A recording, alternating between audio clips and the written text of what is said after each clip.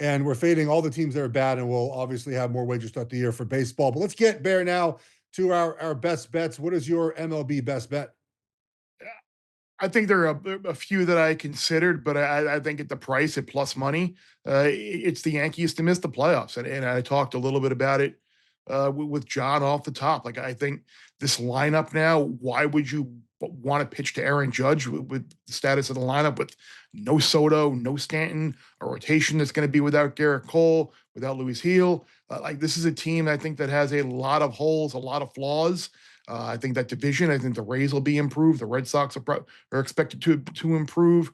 The Orioles are still very, very good. Who knows what we're going to get from the Blue Jays? But this is a team that I think is going to be in the outside of the playoffs looking in. I mean, you look at what happened last year, and it was something that we really didn't factor in our handicapping last year in terms of the AL Central. Well, with the White Sox being so bad, you've got the Twins and the Guardians and the Tigers and Royals picking up all these wins. And it's a terrible, terrible team. So I think the Yankees are on the outside looking in here at the playoffs at a really nice price number. Bear is one of those people that just hates his favorite teams. He texted us the other day and said, bet against Miami baseball. Now we're betting against the Yankees. What happened in the Miami baseball game against FSU? They did not cover the run line, I'll tell you that. Say nothing.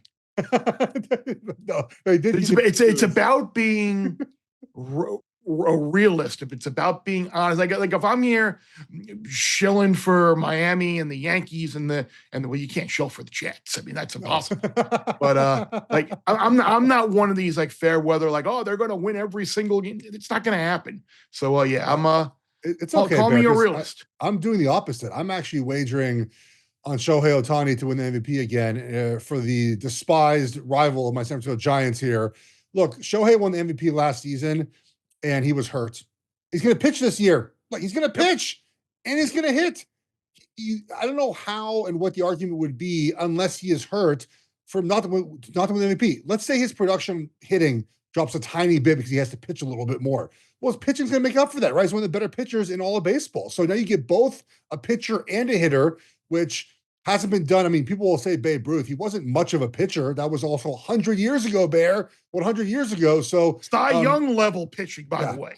Yes. So I'll take Ohtani to win the MVP. Of course, this number probably could have gotten it better 2 months ago. But, I mean, 3 weeks into the season, this is going to be a different number. So might as well get it now. And, I mean, I don't know, is Soto going to play well enough to win? I don't see someone playing that much better than – you have to be better, like better than Ohtani. Don't see it happening. So give me Ohtani to win the MVP again. Yeah, no, I'm with you. And not to harp too much on last year, but this was one of the arguments that I was making last year when we started, and I was getting made fun of for saying NL MVP Francisco Lindor. Like, there wasn't a player last year that was more valuable to his team, in the truest sense of value, than Lindor. And Ohtani had an unbelievable offensive year. But now you're taking offensive player of the year type numbers with a Cy Young level pitcher. Like you said, Jeff, if he's healthy and in the lineup and in the rotation for however long he's going to be the MVP every single year now, except if people just get ultimately tired of voting for him. But I'm with you. Like what you said is right. This is going to be a number that is going to be minus money at some point in the very near future. So I have that.